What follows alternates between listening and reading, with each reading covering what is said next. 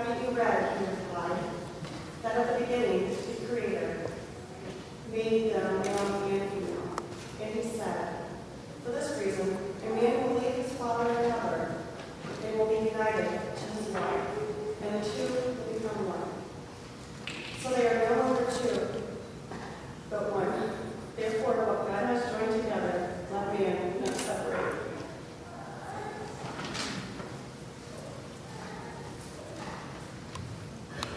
Proverbs 3:1-6.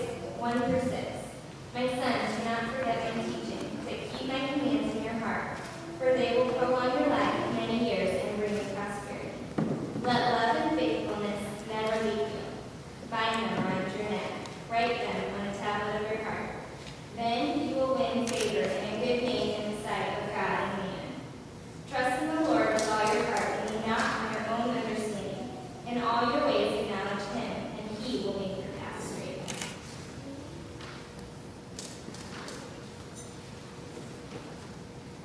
Everybody's doing okay? Nobody's feeling faint or anything yet, right? We're here to have fun with this. This is a great day. I understand there was another wedding that happened earlier this weekend. But by the way, one thing about those royals, they do know how to throw a wedding. They haven't always been the perfect example for being married, but when it comes to getting married, they know all the bells and whistles. Sadly, for this occasion, I forgot to wear my fascinator, but this is nevertheless genuinely an elegant affair. In fact, you have orchestrated this to be a glorious day. And in a sense, every wedding is a royal wedding. Whether we acknowledge it or not, every wedding, like the reading from the Gospel of Matthew that we just heard, every wedding kind of takes us back to the very act of creation itself, where the King of all creation oversees the union of the man and the woman whom he blesses and into whom he breathes the breath of life. It is sometimes a difficult thing, but they join in the process of being creators. The husband and the wife, and today Matt and Julie, enter into a relationship that makes you co-creators with God, inasmuch as you have brought, as the first man and woman brought to the relationships, your very lives, your very selves, all that you have been. And today, create a new thing. It is called marriage. It's called a household. It's called a family. And yes, the man and the woman in Genesis did that somewhat awkwardly. We, frankly, do it somewhat awkwardly because, after all, this is a new thing. You've never done this before. You're not going to do it again. But a young eaglet in its nest, when it makes its first attempt at flight, doesn't necessarily do so without any bumps in the soaring or landing with a soft, satiny, buttery lighting. But he'll grow into his newfound existence.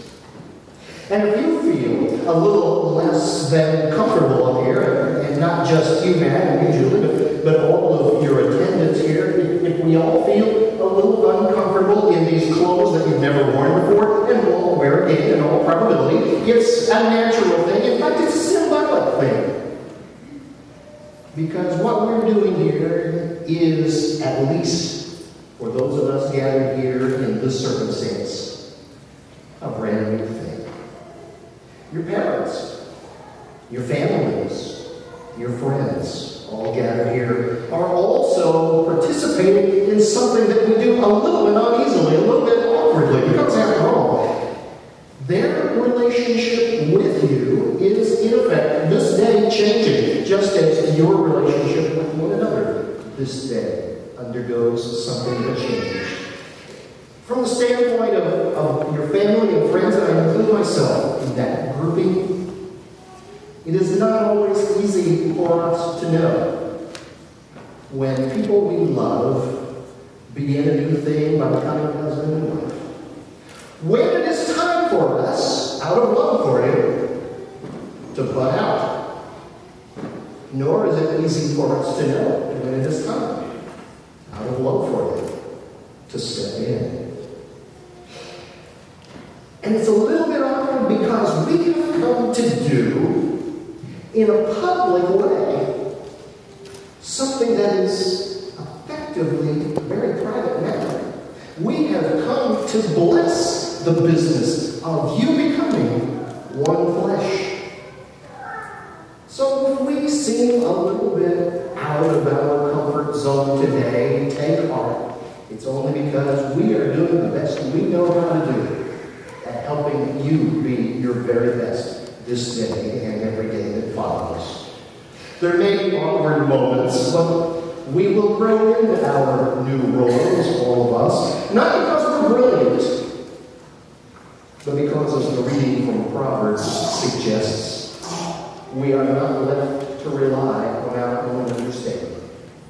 Consequently, we trust in God with all of our hearts, and lean not on our understanding, but in all of our ways acknowledge Him, so that He will, in fact, direct our paths. And there is this about weddings, royal and otherwise. The beauty of this day is not so much about getting married as it is about being married. With respect to Will and Kate, I have a hunch that their marriage didn't turn back into a pumpkin overnight, nor did their Aston Martin turn into a Ford Focus. But when they got up this morning, they did in fact put on more comfortable clothes. And tomorrow morning, you will put on more comfortable clothes. Because tomorrow, you will really begin answering that awkward question, which is, now what? Here's what I suspect with respect to how you'll answer that. First of all, Julie, what we have discovered in now becoming more and more acquainted with one another is that those persons in your family, for the most part, for whom I have not at some point been pastor, my wife has. So we have come to want to know one another and our families reasonably well. And I know that you are born of a family that will trust in the goodness of God.